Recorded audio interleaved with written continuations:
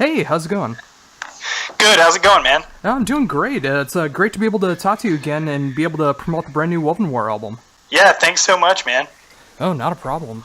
So I just was able to check out the new promo for the album over the last few days, and the first thing I noticed right away is musically and lyrically, the album is much darker and heavier than the debut album. Was that something that was intentional? Well, some people have asked that question, and for me, my best answer is, when we were going into writing on the first record, I think, it was kind of like a new beginning for us. It was us, using the new band as an outlet to keep our minds off of some like really negative or, just really disappointing things that had happened. So I think, maybe unintentionally, that was kind of a coping mechanism to write a really optimistic record with songs that were a little more light-hearted feeling, just even musically without the lyrics involved. And then when Shane came into the picture, for him even, it was sort of a brand new experience with new friends, and, we were just kind of, it felt like this really, this new frontier, so there was a lot of optimism there. And not to say that any specific event since then has changed that optimism, but I think, when writing the new record, just based on our experiences over the last couple of years, like growing a new band, and also just the climate of just the world right now, I think, it's a pretty heavy situation with the election, and just everything sort of, together kind of gave us this, as in the same way as the last record was us using it to be optimistic and to, stay positive. This record almost is us venting on the things we're frustrated about, and I think that's sort of what came across as maybe heavier and darker. And it's a cool thing to see that from a writing perspective, because it shows that the band is not one-dimensional, that it can show all different aspects of life that way. Yeah, and it's not like we necessarily set out to write a darker record, or that on the first record we set out to write an optimistic record. I think it's just sort of a product of how we all feel at the time. And, anyone after touring for a year and a half, 2 years, touring is uncomfortable for everyone, and I think, coming off of a lot of touring, we were just like ready to write something that was a little more aggressive. We had been playing all those songs for a year and a half, and coming from heavy bands as well, I think we sort of missed that aspect from the live show, and even sort of unintentionally we were incorporating it into the live show. Shane had discovered his ability to scream a little more, and we all just we kind of were wanting that extra bit of aggression, I guess, live. So I think that's just kind of how it all came about. So did that happen in the midst of touring, where that you wanted to start bringing some more heavy elements into it, or was it after touring where that started to come in? Well, I think during, because like the opening track on the album, Confession, that song was actually, it's funny, it's gone through, it has kind of a long history. Like the original intro, the like electronic portion was written, I wrote it in 2012 just as I thought it was going to be for a different project or something. I didn't really know what it was going to be for, and I kind of rediscovered it while we were finishing up the first Wovenwar record. And Shane and I actually began writing that song musically in 2014. Like we were writing it in Europe when we were on tour with In Flames. So that song was floating around for a bit, and that's substantially heavier, I think, than the first record. So it's sort of, I guess, by that point, we were just sort of, already seeing, these songs are great. Like, we love everything on the first record. But, being just musicians who are used to playing metal and playing things that were a bit heavier, I think we started seeing how we could maybe reach that middle ground, with, not necessarily changing the whole identity of the band, but just stepping up the aggression a little bit. Yeah, because I totally get that mindset from the album, where it doesn't feel like you need to go back to past bands that you guys have been a part of, but just going from new territory, but bringing back some of the older elements that you've done in the past and making something new. Yeah, and I think maybe subconsciously or not subconsciously on the first record, we were also kind of looking to very distinctly separate ourselves. So it wasn't like these guys are just writing the same record with a different singer, or just like continuing on with the same sound. Like, we love the music we made with our last band, but with starting something new, I mean, even at that point, we had all been, some of us had been in the band for 10 years. I'd been in the band for about 7 years. Like, it was time to, try something different, I think. And that's why I think maybe the first record was a little less intense. And so I think this record was us just coming to grips with, all right, we have definitely set ourselves apart, so let's inject back in some of that aggression that maybe we were missing and some of the people who liked our old bands were missing from the new stuff. With that first album, was it much of a challenge to write more in that style, or did it feel natural at the time making that? It felt really natural. We had all been writing before Shane came into the picture, so we were writing songs, and like for me, and as one of the songwriters from As Lay Dying, like I listen to that record and I hear a lot of riffs that's like, this could have been on the next As Lay Dying record. Like it sounded very similar to things that we were doing. And I think for us, when we heard Shane's voice, we're like, man, it's this powerful, rock voice. It doesn't necessarily need screaming or aggression to put across emotion. And I think that's sort of, we'd written probably half the record, and the other half of the record was written once Shane was there. And we kind of started writing for Shane's voice a little more, and I think that's sort of what happened with this record. We knew what Shane was capable of from hearing him progress live. He didn't even know really how to scream on the last record, and he just slowly started incorporating more of it in our live show, and we were like really seeing that as something that we could use to our advantage, and just to have more sort of like variation with the record. And how was it with the recording process for the new album? Did that go smooth, or was there any problems that came up in the studio? For the most part, it went smoothly on the writing end. Like we were, we're all kind of scattered. Like 3 of the guys are San Diego. Right before we started writing this record, I moved back to my hometown of Birmingham, Alabama. Just, my family and friends are here. My wife's family and friends are here. Anyway, Shane lives in Texas. So what was happening is the way we've always done it, even with our other bands, is, me, Nick, and Phil, Shane now, would be writing our own demos completely separately, and we'd kind of all compile them online and listen to them. Even when we lived in the same city, we did that. So we kind of do that, and then we would decide which ones we wanted to jam in person, and then Shane and I would fly out. We did this probably like 2 or 3 times, where we would fly out and work for about a week or 2 on the songs in person over at Phil's house. And so on this record, the main difference, I think, was that we decided to do it without a producer.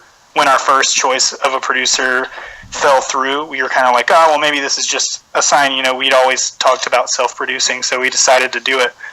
And we also self-recorded it. So we kind of, we took on a lot of responsibility on it so that we could be completely certain that everything that made it to the final record, had our seal of approval. Because on a couple of our past records, you listen back to a vocal line and you're like, man, I wish I would have been in charge of that. I wouldn't have let that slide. Or you just hear things that bother you. And so this record, our goal was to make sure that wouldn't happen. So we did it all ourselves. And I think my main issue, and I think, if there was to be any negative aspect to not having a producer, it's not having that tiebreaker, that the guy that can be like the decision maker when the band is deadlocked on a part.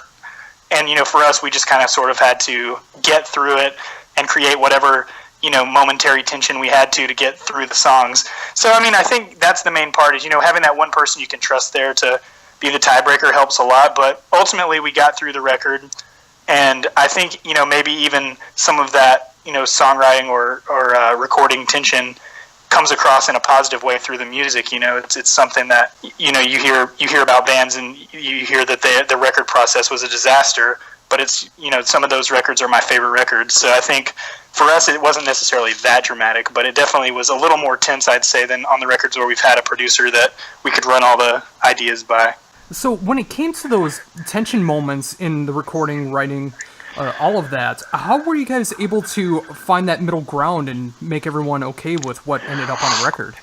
Well, on some of them, we're all pretty proficient with recording, or at least the demo side of recording. And also, we're none of us are great mixing engineers or anything, but we're all we can write a song and we can present it really well on Pro Tools. So what would happen a lot of times, if there was an issue with a part or somebody wasn't feeling something, we all kind of had the sessions. So you could be like, instead of just sitting there and trying to convince somebody without hearing it. We would kind of just mock up the ideas that we had and show them as a finished idea, and that's really helpful, because especially given that we weren't, living in the same city and able to just show up every day for a few months and write a record, it made it possible for us to kind of do that kind of stuff, then go home and kind of hash out alternate ideas and present them as finished, like fleshed out songs, instead of just telling somebody, hey, I don't like the part. We would kind of be like, I don't like the part, here's what I was thinking, and then from there sometimes that would stem new ideas, and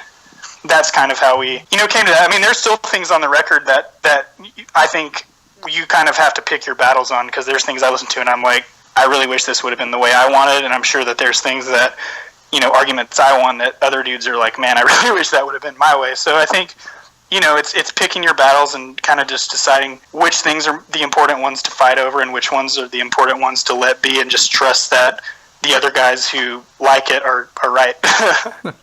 Well, I can definitely say from the fan aspect, I really love what you guys are going for this time around. I love both albums so far, but it's great to be able to see more of the aggression coming back without losing what you guys have done on the first album. Thanks. That's great to hear, because I think that we're a lot more, happy with the blend of the aggression. Not that we don't love the first record, because I think we definitely all really look look back fondly at that whole process and just getting through what was going on. But I think now we've kind of honed what and introduced back what we, I guess would quote unquote our best, we're best at, which is writing stuff that's aggressive but also keeps the melody in there. Oh, very much so.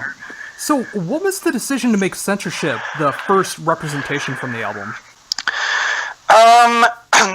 Nothing specific. I think that song just struck us as being like a really powerful, like, first statement. Like it kind of summed up the record, where it had some really crushingly heavy moments, but then some really nice melody on the chorus and everything. And like, it just, overall, it has a lot of excitement in the intro. And I think that was one thing, it's just hearing that blast of energy at the beginning is sort of like a cool, like, whoa, is this the same band kind of moment, Yeah, that's definitely a great way to look at it. And it does have that punch, definitely, in the intro, just like you were talking about, just like to make people guess if they're even listening to Wovenwar. And then once it finally kicks in fully, then they know that the band is getting into that heavier direction again. Right, and there's moments that are heavier than that, and then there's moments that are a lot more along the lines of the first record, all within Honor Is Dead. But I think we thought that one was a good, we thought it was probably the best first introduction to the new sort of sound that we've been going with. And then there's ups and downs on the record, but that's probably a good middle ground, I guess.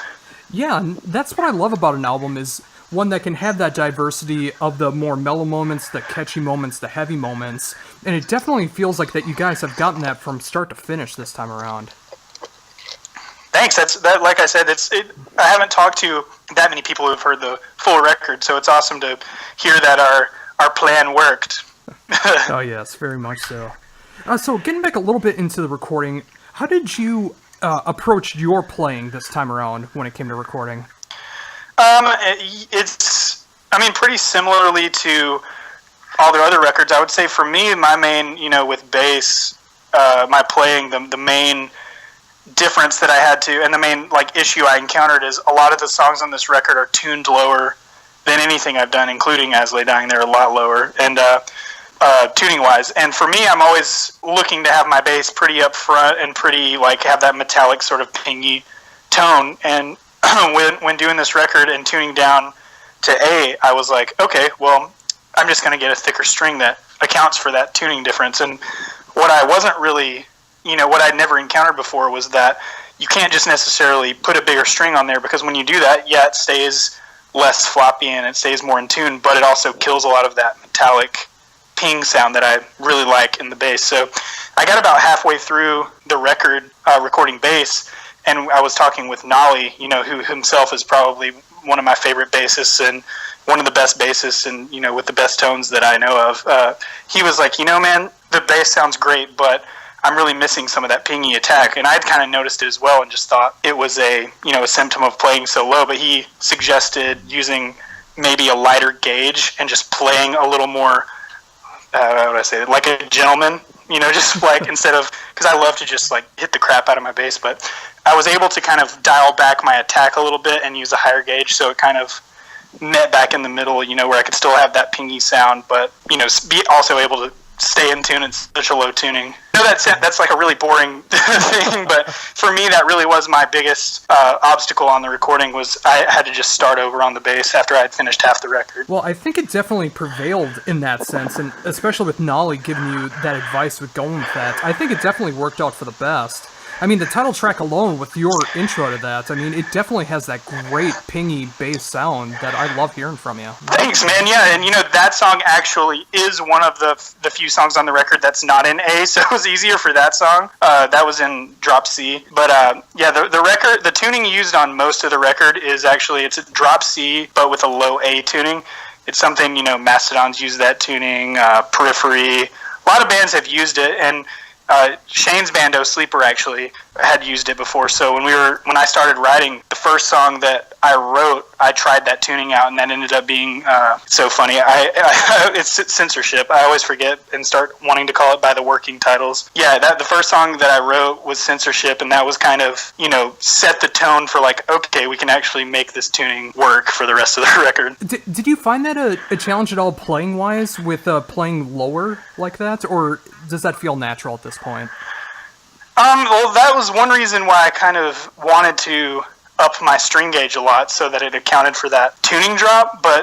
So for me, what was a challenge is playing some of the faster, like triplet sort of patterns on a string that is a little looser and had less tension than I was used to.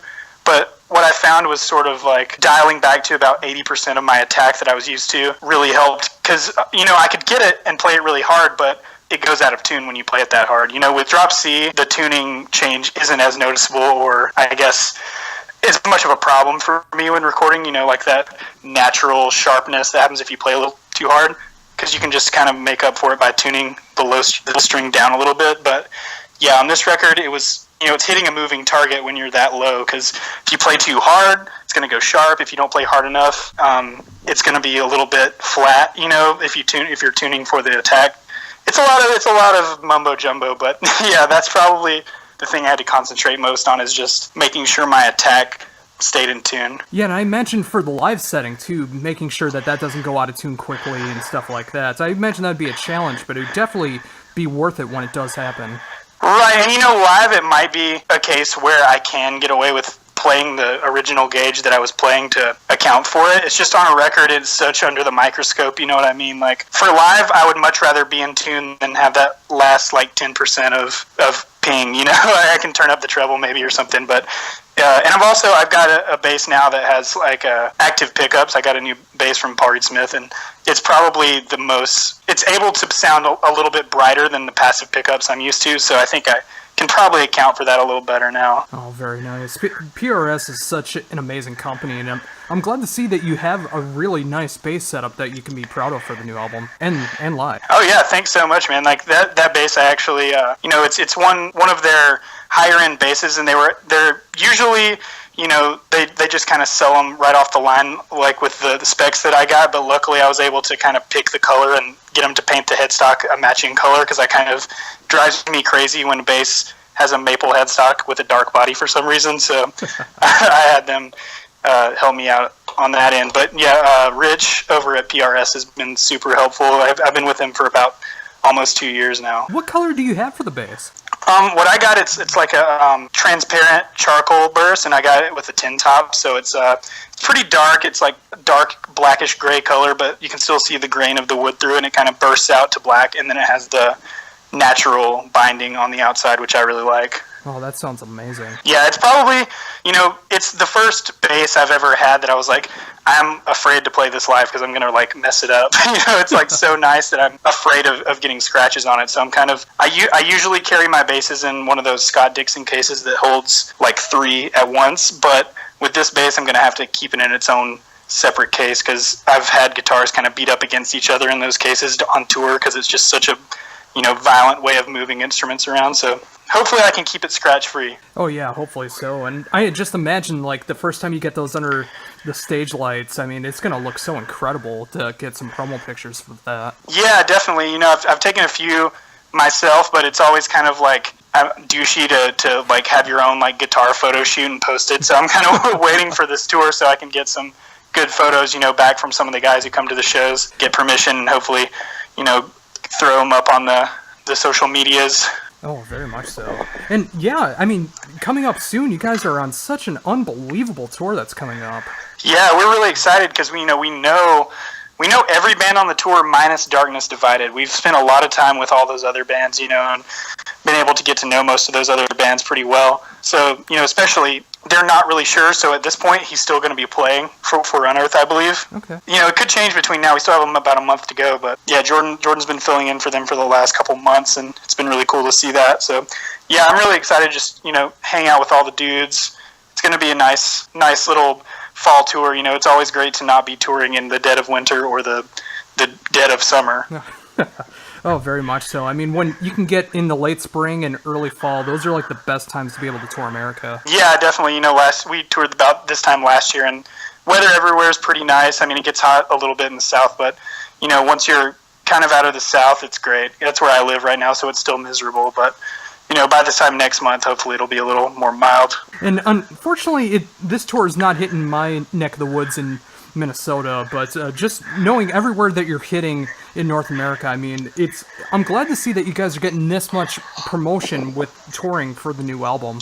Yeah, you know, and we're already planning stuff for early next year. I mean, nothing's set in stone yet, but should be in the next couple months. We'll be able to, you know, announce some plans for early 2017. So we'll be able to hit those cities that we don't hit on this tour. Oh, very cool. Because I would definitely love to be able to hear these new songs live, mixed up with the songs from the first album as well, and just be able to feel that great diversity in the set. Yeah, we're going to be playing about half and half, maybe even a couple, maybe more off the new than the old, but we're definitely going to play the crowd favorites, or, you know, the So We Think are the crowd favorites from the first record. Oh, yes.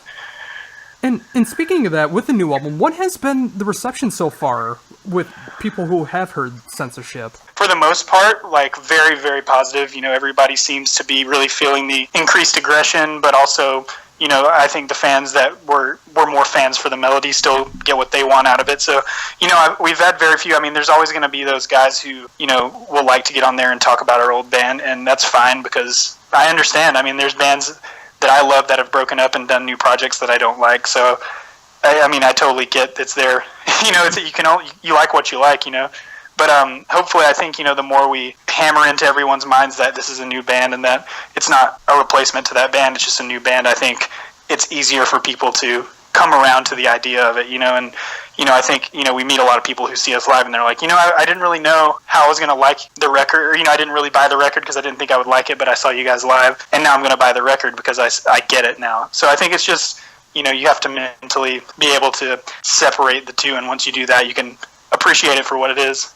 Oh, very much so. I mean, as a fan of what you've done in the past, and of course with Wovenwar, it just makes me so excited now because with the band getting this much stronger with songwriting and just working together in this new lineup with Wovenwar, and with the second album coming out, Honor is Dead, which is coming out October 21st through Metal Blade.